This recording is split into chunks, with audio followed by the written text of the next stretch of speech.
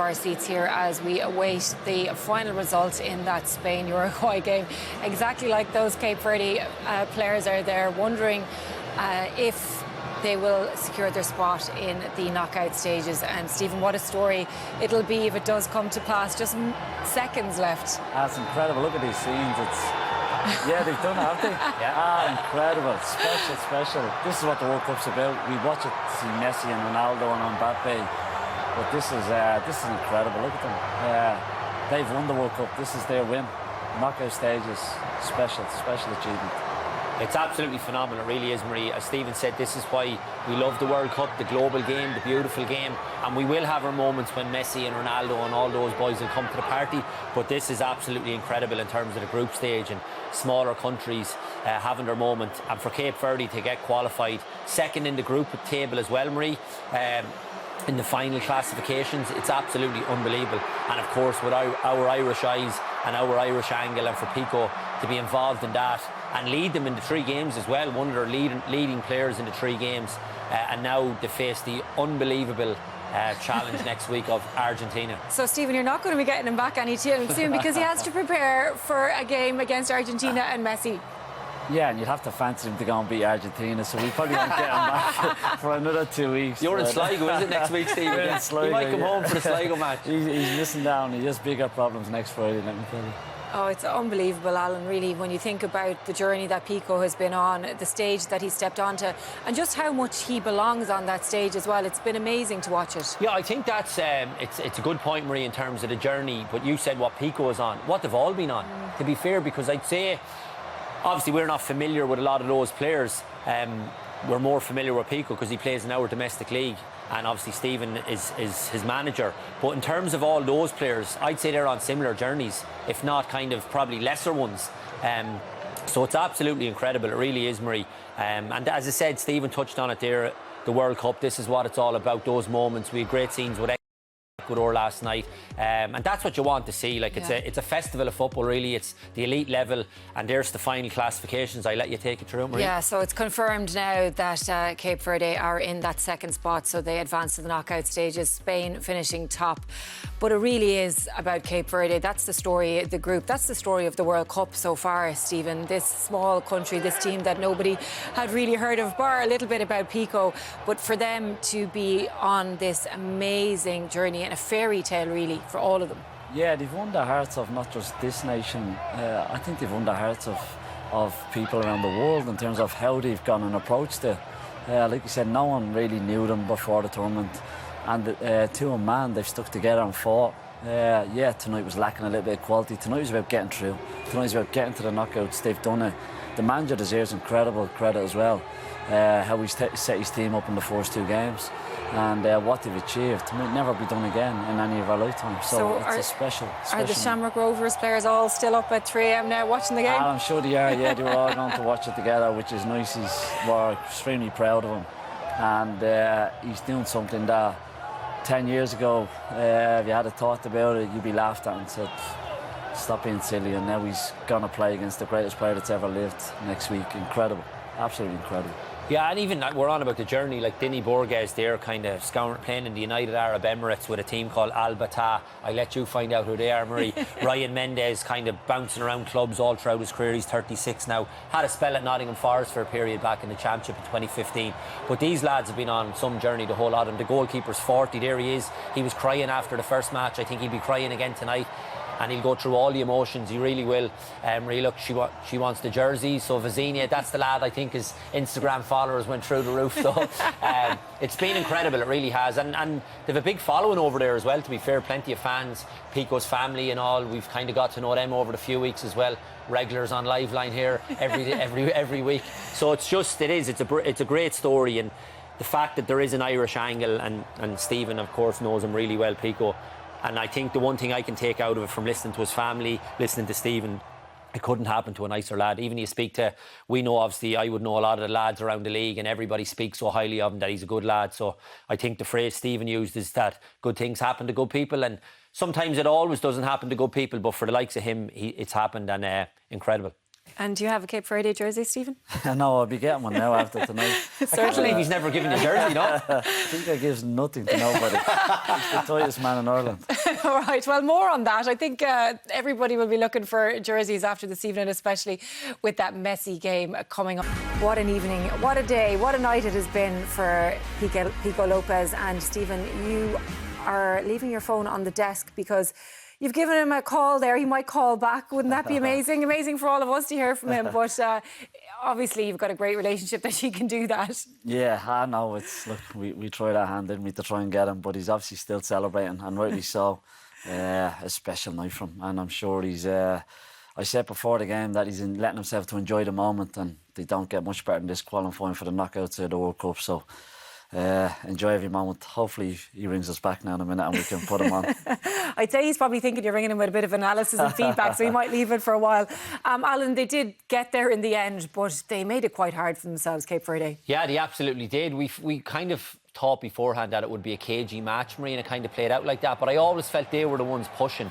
I have to be honest, Saudi Arabia were a disgrace. When you think of they were kind of trying to get themselves through to a knockout stage as well, showed no urgency. But Cape Verde, that was a shot from Montero. They actually started the second half really bright, and that was early in the second half. Again, working an opportunity here. That was a long shot from a centre midfielder, Kenny, number 6. But they did come out with more intent in that early part of the second half when we're taking the game to Saudi Arabia. Again, we were kind of crying out for that clear-cut chance, and a couple did come as the half progressed. Stephen wanted them to get the ball down the right-hand side, but it was just, we spoke at half-time about that lack of kind of quality in the final third. Again, something similar there with a touch that was just off. Again, it's a ball down the side and a pullback. This was a real chance where we thought, just delayed on it a little bit. Pina, I just thought he could have got the shot off a little bit quicker and allowed the block to come in. Again, this was one right near the end of Costa, but there was one before that Alois pulled off a great save as well, where it was probably their best passage of play where they broke through, and we were saying, can they just pick the final pass? And they actually did in this instance, and it was the substitute who missed it as well. That was a good save, to be fair to Alois, and that one near the end of Costa, he should have scored. But they were pushing. They kept trying, they kept knocking on the door. Well, I'm not sure they were knocking on the door. They were probably just tipping the door. But just certainly in terms of Saudi Arabia as well, they offered absolutely nothing. So I'm glad Cape Verde have gone through, not just for all the reasons we've outlined, but they deserve to go through as well off the back of the two great performances against Spain and Uruguay, and they were the better team again tonight. And Stephen, they did get a little bit of joy when they started attacking in wide areas, but again, it was that kind of final ball that let them down. Yeah, Alan's gone through the chances, and all but one of the chances come from good when they're in wide areas.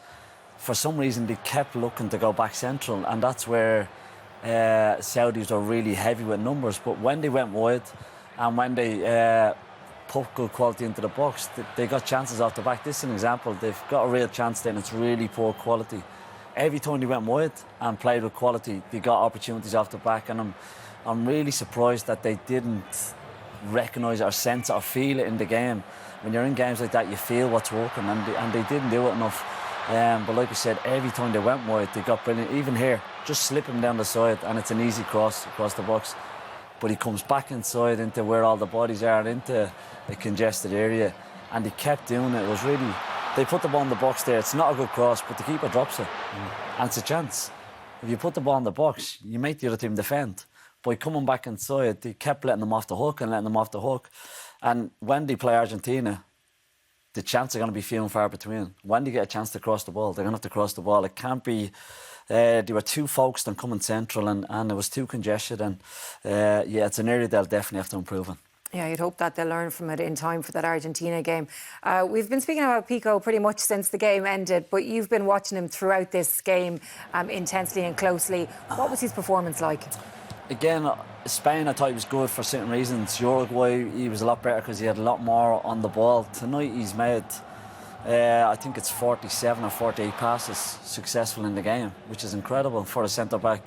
And a lot of them aren't just back to the goalkeeper centre-half. A lot of them are penetrating passes, line-breaking passes, like we're seeing here. And he was usually the one starting a lot of the attacks. He should score here. He'd be really disappointed he hasn't scored here. We know the defending quality he has, this getting over, sensing danger, calm. We know he has that in abundance, but we know he'll put his body on the line. Like here, blocks the shot. Pico does that in his sleep. But again, for me, the really pleasing aspect was the quality in possession. He did this so many times in the second half, stepped in,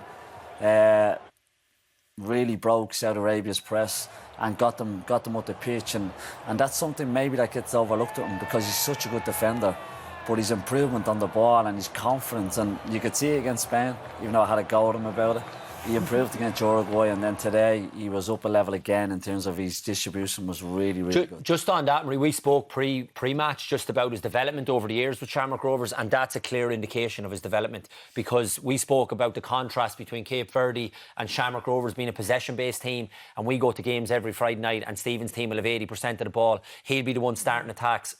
And it's clear as day when you see it in that type of game tonight where they had more of the ball, Cape Verde, and you see him stepping onto the play. Some of those passes Stephen has picked out, absolutely brilliant. So we've seen a different side to his game tonight. Now, I will say on his defensive side tonight, he's had harder games in Talca Park than he's had tonight against Saudi Arabia. So we gave him all the plaudits for against Maybe not Talca Park. Maybe not. Maybe Dalymount. Careful now, lads. Now, so that is the story of the Cape Verde Saudi Arabia game. Very close with 45-44% possession, and the XG didn't increase much, 1.14 to 0.29, so there wasn't a huge amount of chances created.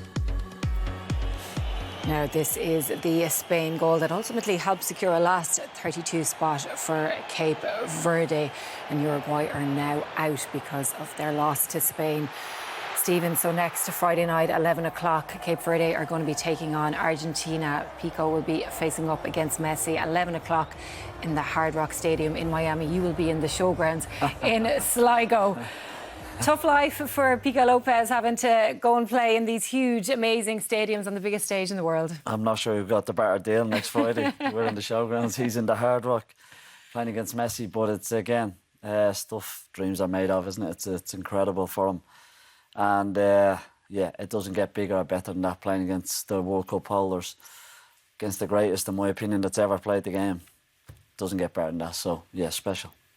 He's not going to fear anything, though, Alan, is he? When you think of all that he's achieved in the last few weeks, the players that he's come up against, the countries that he's come up against as well. Yeah, and before we get to that, the showgrounds is one of the finest grounds in this country, let me tell you. And Stephen will enjoy his time in the showgrounds next week. But, it's incredible. Louise, you're kind of running out of superlatives at this stage in terms of the achievement. We all felt the achievement was just getting there, but now they've gone over and they've performed and they've delivered. We spoke about kind of the defensive unit in terms of how disciplined they were in the first couple of games. And also, I think Stephen spoke earlier about Saudi Arabia not really having any fight. They have any amount of fight.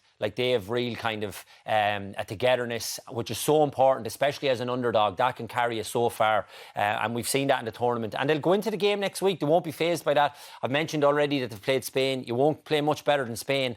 I don't think Argentina are better than Spain, but Messi is obviously a different kettle of fish altogether. And for him to be going toe-to-toe, this close literally to him next week, kick him. Just kick him, Stephen. Jump on his back, yeah. So he hasn't brought you back yet, Stephen, but when he does bring you back, what notes will you be giving him? What advice will you give him, Pico Lopez? Just enjoy this. This isn't time for talking about performances. This is just enjoy this. This is what you live for. Just enjoy the moment. It's. I think if I tried to speak to him about his game or critique him, I think he'd hang up straight away. I think, leave me alone. He must be due a new contract at this stage, isn't he? 34, loyal servant. Yeah, look, it is. It's special. It really is special. And next week they will enjoy the game in a strange way. Today you've seen how uncomfortable we were having to make the game. Next week, it's just going to be backs against the walls. They're going to have to try hanging in their fight. Him and Borgas are going to have the game of their lives to keep them in it. But they will relish that and really look forward to it. And one thing about Argentina, they're street fighters as well. So Martinez and Pico, that'll be a proper battle. Lautaro Martinez. Messi will obviously be doing his thing. He won't be getting involved in that. But certainly in terms of the other lads are feisty characters. Romero at the back. From Crumlin. Yeah, so that's what I mean. Pico's from Crumlin. It doesn't matter. They're from South America. Pico's a Crumlin. So that could be a feisty affair next week. Yeah. So they're going to go back to what they're good at, really, Stephen, aren't they? Yeah. No, next week will suit them in a strange way. It's Argentina. It's a hard game, obviously. But they will enjoy the fact that they don't have to make the game. They'll go low block, transition, set players, and hope to win it in that way. They'll always get a chance. Doesn't matter who you play, you'll get a chance. And they will hope that one chance is enough to go and win the game. And Alan, do they have a chance? You always have a chance. You always have a chance, absolutely. You wouldn't be taken to the pitch if you didn't feel like you had a chance. They probably felt, did anyone give them a chance against Spain? But they believed in their dressing room and they went and delivered it, so it'll be the same thing. That'll be the template. Pico. Oh, here we go. Here he is. Well, we have our Pico. moment. What's happening? Congratulations. Yes. Thank you very much, thank you. Are you happy? Can you turn around the phone and Hold on, you're live on TV here. Say hello. Oh, you're joking. I had to tone it down a little bit. I'm all good. Well done. Just, thanks very much. Yes. No problem. Well done, Pico. Thanks very much. Superb, well done. Would you believe I got called for doping? Oh, really? Do you know what? After your last 3 performances and how you passed the ball, I'd be giving you a test as well. Pico, I just organised a new contract here for you, so don't worry. Oh, happy days, yeah. The story is all the players are getting better, I believe. congratulations. Pico, congratulations. We're going to just turn you around to the camera, if you don't mind. We've spent the last few minutes talking about you facing off against Messi next week. You must be just living your dream. Yeah, absolutely. I say, like, the first 2 games were amazing. It gave us a great opportunity, but it would have meant nothing if we hadn't gone and spoiled it today. Like, but thankfully we held our nerve, got the point that we needed, and yeah, we have got a great game to look forward to now next. Well, everyone is so proud of you and so excited. Stephen actually said you haven't given him a jersey yet, so he's waiting for his jersey. He wants it before Friday. No problem. No problem. We'll have to collect a few more now that we one more game, like, so it'll be there for one day for the gaffer. Go on, enjoy it. Well done. We're all proud of you. Well done. Well done, Pico. Well done, Pico. Well done. Bye-bye. Bye-bye. Brilliant. Well, if that hasn't secured him a new contract, I don't know what's going to. You're under pressure now, Stephen. Fantastic, Stephen. You must be so proud of him, just as a person and everything. Yeah, well, you can see him even there. You can see the joy in his face and what it means to him, you know, and the pressure that they had going into that game. You could sense it off from there that they didn't want to let the country down. They wanted to go and get through, and now they've done it. And, He was actually quite calm, wasn't he? Yeah, but that's him. That's him. That's the way he is. He'll take all of it in. He's brilliant in the dressing room. He'll be there till I don't know what hour in the night now with the doping, because it's hard to go to the toilet after a game. So yeah, they'll keep the old man up a few hours later. But he's look, I couldn't be prouder of him, and I'm sure his family are the same. And yeah, he's done something amazing, something special. Yeah, he really has, and the journey is going to continue.